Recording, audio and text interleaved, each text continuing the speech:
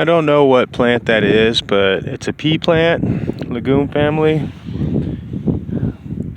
Obvious by the pea-like shell pod.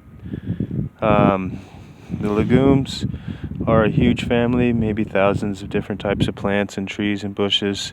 They're nitrogen fixing, which means their root ball basically eats minerals and things in the ground and turns it into nitrogen that can be assimilated and eaten up by other plants, therefore regenerating the ground. We're in an ancient seabed right now.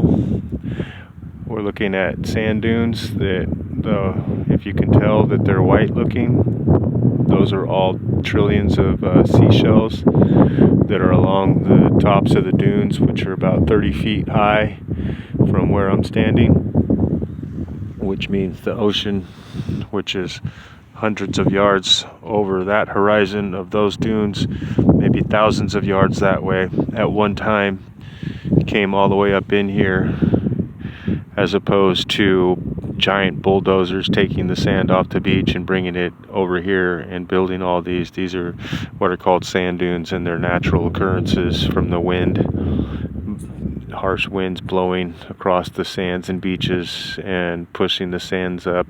Same as in the desert, you have giant sand dunes which become small mountains, and so that in itself becomes its own ecological area with diverse plants and species that are then able to thrive because there's a wind block and moisture accumulates on the shady side, and so you'll have different rare exotic plants that may not grow anywhere else, and or coyotes and birds and different things that are then able to exist, which, like any mountain area, then you have the open valley, which has a different diversity of plants because they're more exposed to sun and harsh wind conditions. So one thing needs the other, and it all creates this perfect circle. Areas like this are rare and endangered, and a rare place on the planet Earth.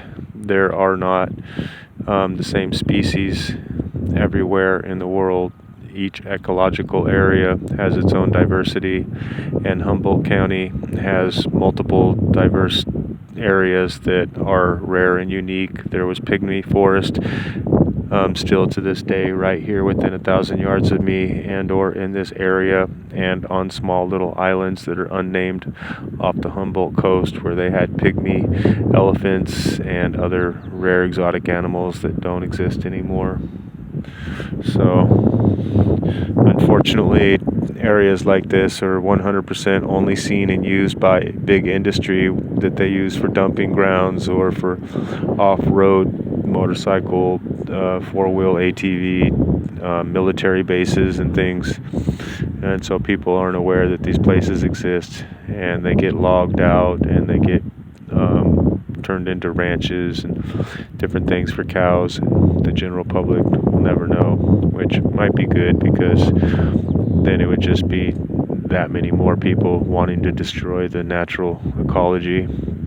So even though this is the outskirts of a racetrack and a 4x4 ATV zone for the private individuals that own the racetrack, what we're looking at is possibly 1 million years old, that sand dune, and the seashells that are on there.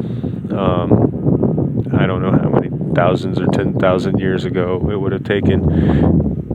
It seems to me that seashells would have broken down by now, but everywhere I'm standing and walking is trillions of seashells, so that's a pretty rare sight. You can walk down the beach for miles and never see, more than a small amount of broken up seashells. So to see this many insinuates to me that there must have been some type of current in this area, regardless of the fact that the beach and the inland sea came in this far at one point. That also implies that just like a bend in the river or something, and where all the gold accumulates, this must have been a bend in the ocean where all the seashells accumulated.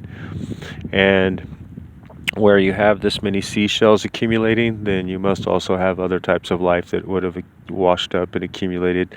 So I would speculate that there might be under the ground where I'm standing right now, whales and different exotic sea creatures that would have washed up and then been naturally buried over time under the sand. You know, they would have been eaten and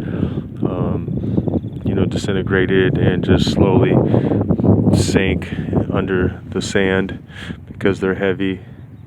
So you really don't know what's out here or what's under the ground besides, like I said, the local industry's trash, because this is their dumping grounds in areas like this, unfortunately. All right, get out and enjoy something wild and free.